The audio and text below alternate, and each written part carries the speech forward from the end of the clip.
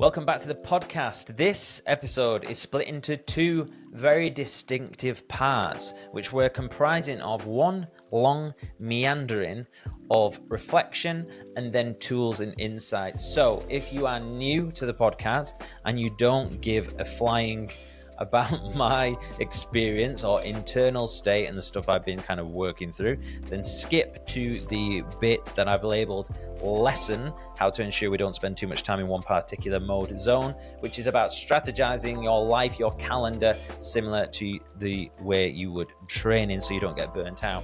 If you are an OG and are actually interested in the more deeper reflective side of me, then listen to the beginning, which is much more raw and vulnerable. I hope you enjoy the episode. Drop us a DM, let me know what you think. Hello everyone, welcome back to the podcast. I was just about to record with a guest and unfortunately got let down. I guess this is a reflection on disappointment and control of circumstances.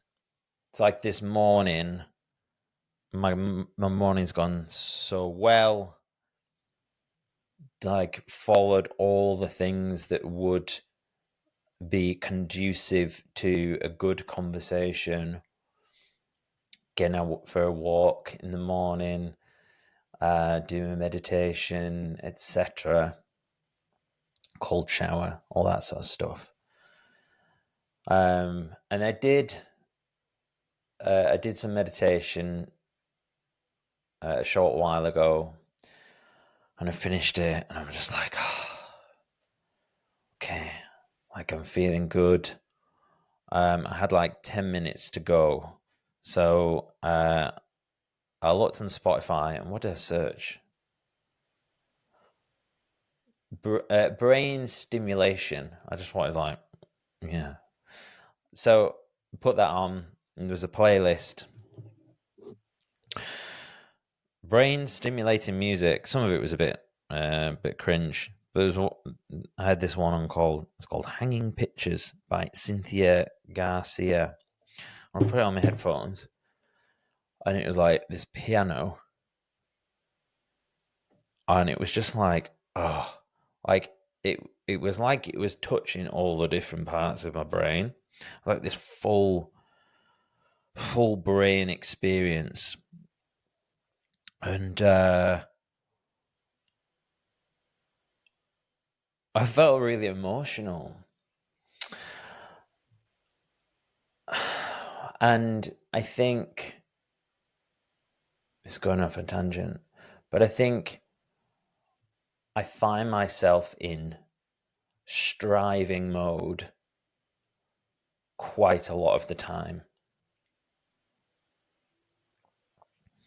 With this podcast, work, high rocks, training for District L, CrossFit style competitions, fill in the blank. And I felt very grateful to have lots going on at the moment. And when you're in that mode of like getting things, it's obviously, it's highly, a word we use a lot on the podcast is dopaminergic. It's highly dopamine driven. And the thing is about those chemicals is like, I feel like dopamine can sometimes masquerade as serotonin, and serotonin is like that feeling that I was just talking about. It's kind of just like a more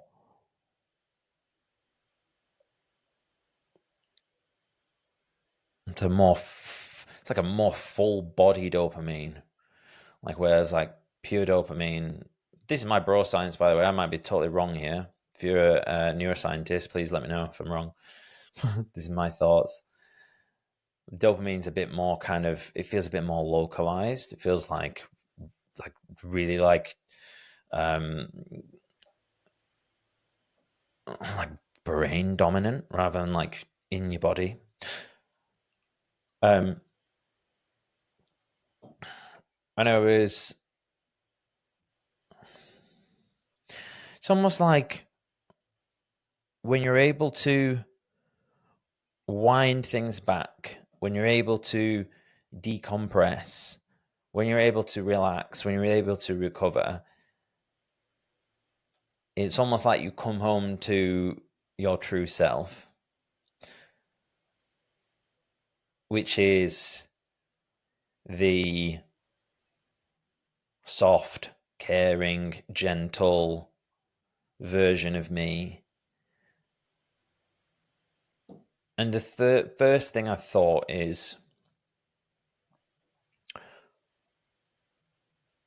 it was someone's birthday the other day. Why didn't you drop a card off? The birthday thing seems like an interesting proxy for like how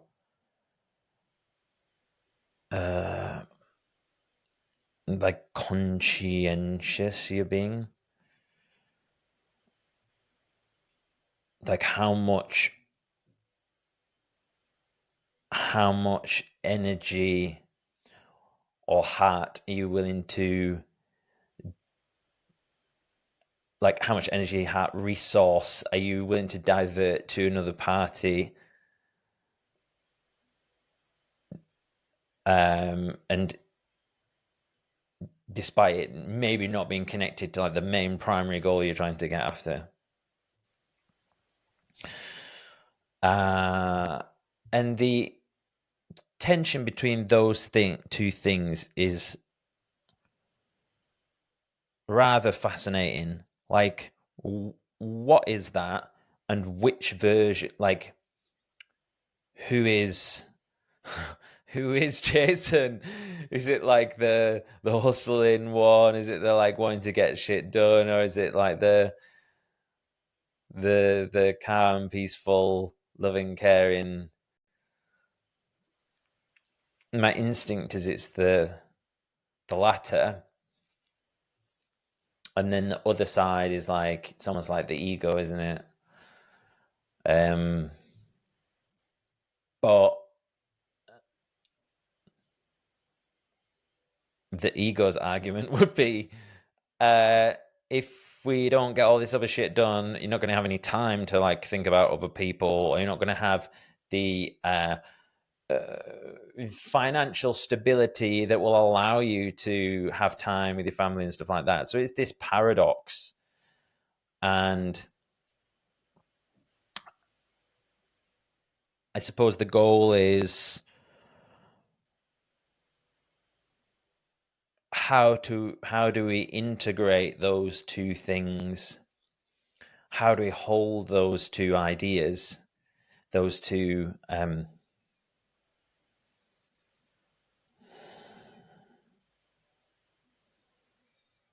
philosophies together? And like I heard something the other day it was talking about like the nature of consciousness and how we like don't fully understand it, and there's possibly like two kind of different brains going on. And yeah, I think I had another example of this recently where it's kind of similar, but I was not in a very good mood at like a family gathering. I've been just not in the best place a few weeks back, and one of my family members' relations has recently had a little baby, and they were like, "Do you want to hold the baby?" And I was kind of like, nah. No, I was like, I'm in a mood. Don't. I'll hold it another time. Just today's not the day. And I sometimes get this, and I do find it very embarrassing. But sometimes I will just shut off in like public scenarios.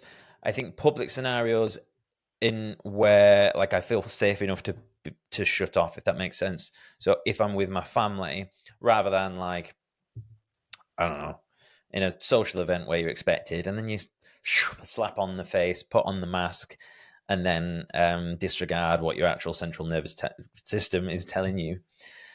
This is obviously leading into this potential for introversion versus extroversion, or introversion mask wearing, which I believe has been a big factor in my life, which I'm only now coming to realize. So I think probably the other night I was just a bit burnt out from lots of social occasions because I had a few on the bounce. And it wasn't rude or anything. I just said, look, I'm really sorry. Like, I can't mask it, but I'm just not feeling great right now. Like, I'm here. I love you, but I'm just not in the best place. So eventually, I picked up the baby. Like, I agreed to have this baby. And fucking hell. The shift in my, like, nervous system and everything was, like, remarkable. And I was just like, oh, the little baby. And I don't know whether, because I've never had this before, or sometimes when you've been past like a tiny little infant, you're kind of like, what the fuck do I do with this? Like, you don't want to drop it. You want to, like, oh, what do am I holding the neck correctly? Am I supporting all the rest? But like, none of that was there. Like, it was just, I was like, oh, little baby, and like this primitive instinct of caring for a member of my tribe just kicked in. And like, why would I be nervous about like holding this baby? It's like tiny little baby. It's fine. Like, I'm like, I have the strength. I have the, like, it was just instinct. And I just transformed. Like, my mood went from like a 3 to like a 8 plus. And the plus is like this spiritual embodiment, like love, unconditional feeling of love. And yeah, it was just so lovely. And I think we are living in times where we are more disconnected than ever, more connected digitally, but more disconnected than ever physically. You know, I live alone. I spend a lot of time working from home. So like my touch interactions, the times I actually like touch another human being, like hug, or like, you know, if you have a partner, you'll sit next to each other on the sofa, you'll cuddle, all that sort of stuff. We need that. And the lack of that is sometimes, I think, what you have to adapt, right? So you adapt to not having that contact, that social contact, and maybe that adaptation looks like the version of me that turns up, which is like, don't fucking come near me, I'm in a bad mood. Because like, literally, when I showed up at that, like, I'm a very huggy person. I'll go around everyone, I'll hug them, I'll like make them feel that I love them. And I didn't even want to do that. I was like, don't want to touch anyone. And I wonder now, and thinking as I'm reflecting, it's like a protective mechanism to divorce myself from all connection and go, I don't need this. I can't have it, therefore I don't need it. So I'm just going to kind of like curl inwards, coil inwards, recoil. Fucking hell, we got there. And I don't know what the lesson is here, by the way, other than like, give me a baby to cuddle. But I just found it so magical. And I think, maybe like if you're listening to this and you feel a little bit like I do at times or whatever, and you don't have that connection in your life, or maybe you've been thinking like, I don't want children or whatever, or something like that, like, like, I don't know, maybe rethink it, because we need that connection. And what's that going to look like if you're someone who's like doesn't want children? How is that decision going to feel when you're 70, 80 years old and there is no one around you? Because I had the reflection that, probably a selfish one, but when my granddad passed away a couple of years ago, it was very beautiful that I felt very grateful that we were able to be with him at the end in the hospital. It wasn't perfect. Would have been nicer like at hospice or something. It wasn't perfect, but family were there. And I remember like looking around the room, and there's like his sons, his grandkids, his wife and my nana passed away a couple of years prior. And without children, if my granddad hadn't have had children, there's no one in that room. He's all alone. And obviously, like, wanting to have children for those reasons, for solely those reasons, is probably selfish and maybe not the point. But it's worth, I think, thinking about this, because, I mean, who knows? You might have loads of friends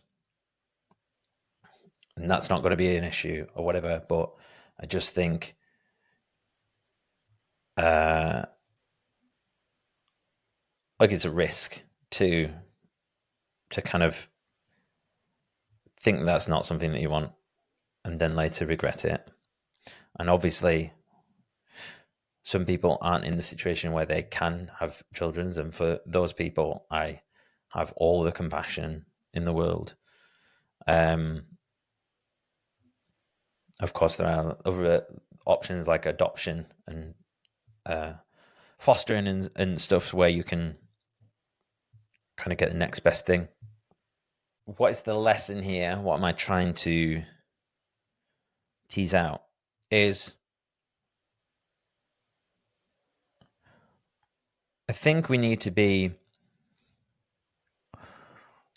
more aware of the different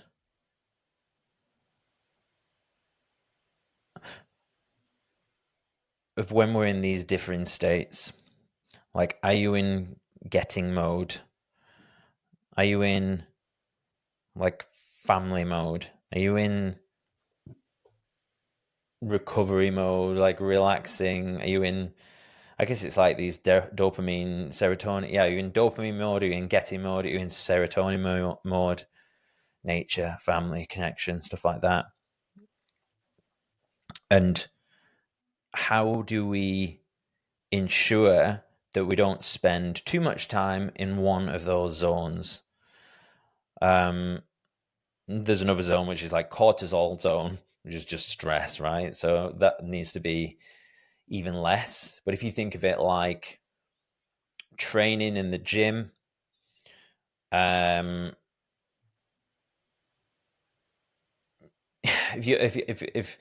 we were doing like an all year round like training program and you wanted to be fairly well conditioned, you probably wouldn't have that many of these high heart rate workouts in. You might have like a little 10-minute finisher at the end of one, or you might have 1 to 2 a week. And then the rest of the time you're in like this other mode, this integration sort of state. And I think we can like map this across to life. So like, how often are you in like that almost like zone 5, that extreme stress getting mode, like in your work life and in your like general life? And how often are we in like recovery mode, and how often are we in like the bit in between. So cortisol, I think cortisol, like stress mode, is necessary because we need that to grow a little bit, need a little bit of discomfort. So we need to be ready for that and know that it may come at some point. I've had a huge experience with this week, a very stressful week with work. And I prepared myself for it on like Sunday night, spent some time reflecting, journaling. How am I going to show up tomorrow? How am I going to be non-reactive, adaptable, not taking things personally, etc. And the Monday went very well. But then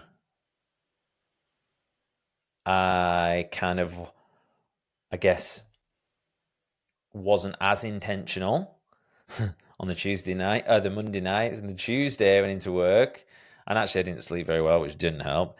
And then that was a totally different sort of day because I don't think I'd primed myself for it. I ended up having a like extremely stressful day, and yeah, it was difficult. So 2 lessons there, I guess. Number 1 would be, if it's within your control, maybe don't do that. Like, don't have 2 really stressful days on the bounce if it's in your control. If it's not in your control, what can we do to mitigate it? So think of like the conditioning workout analogy. You're maybe not going to have 2 of those high heart rates days on the bounce because it's just hard. But if you had to do that, what would you do? If you had 2 high rocks races or 2 marathons or whatever, if you had them 2 days on the bounce, what would you do in between to set yourself up for it? You would get good sleep. You would reflect on how you are. You would prioritize recovery and make sure that you were ready for the following day. So yeah, and it makes me think, actually, one thing I've been trying to do recently, so there's a little tool in here, I guess you might want to incorporate what I've been trying to do. So I've been looking at my calendar and like trying to, let's go back to the training analogy. So typically in training blocks, you would do like a 4-week block. And during that block, you would be doing like progressive overload, week 1, week 2, maybe a few more reps, 1 more set, something. And then week 3, you sort of like peaking in terms of your output. And then on week 4, you do like a little deload. So then you reduce the repetitions, you reduce the one of the variables. So you might be reducing volume, it might be reducing intensity. Yeah, and obviously volume can be split between sets and repetitions. I've gone like very training on this now, but just a bit of an overview. If you're not familiar with like basic like sort of like periodization blocks, so I started mapping this to my calendar and going like, okay, so week 1 is kind of like a amberish. Week 2 is kind of similar. Then week 3 is kind of red. So I know that if I've got a red like block in my calendar, I'm like, okay, so it's going to be quite intense that week. And then week 4, which is the deload, goes to like a more green, like it's a little bit more of a integration phase. And then I started looking at this for everything else that I was doing. So, okay, so I've got a podcast to do. I've got a important day at work with new starters and training and stuff. Or I've got a day working from home. Like, what kind of scores, what kind of color coding would I attribute to these? So it may be that you love going into the office or whatever, and that's kind of like maybe that fills you up a bit more. So it's more of a green activity, but it's knowing what is the cognitive cost and the nervous system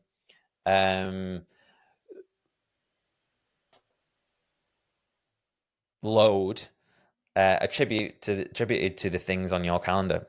So I really think that doing that each week and looking ahead at the different commitments that you've got and being strategic. This is a word that's like always like center of mind at the moment. Strategic.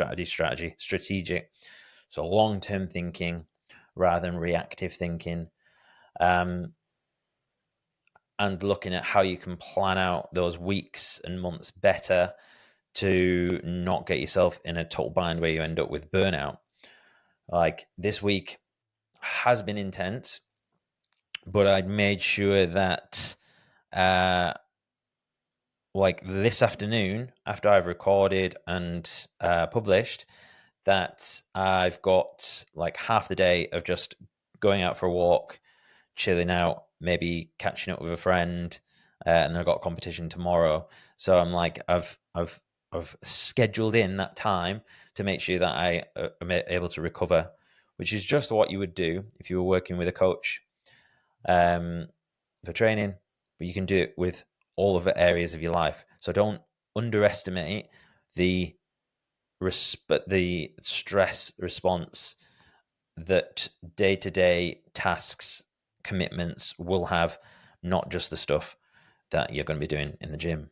So I realize this has been a bit of a weird episode and a shift from the usual thing, but I guess I'm trying to just mix things up. I'm trying to stay vulnerable. I'm trying to keep keep the story authentic as to like what I'm going through and what's going on. Feel like more than ever, like we just want realness, don't we? There's so many changes with AI and stuff, and I just want to show up as me. And if it's of interest, then great. If it's not, I don't really care. But the next episode is probably going to be a High Rocks one. I've got quite a few High Rocks ones in the bank. Notably the world champion Alexander Ronchevich coming out soon. But I'm trying to mix up not just High Rocks and not just like self-improvement episodes. I'm trying to get a mix of things to reflect like a more holistic, well-lived life that involves other things. We're not just like this pigeonholed into this one thing. Like, hey, you're the High Rocks guy.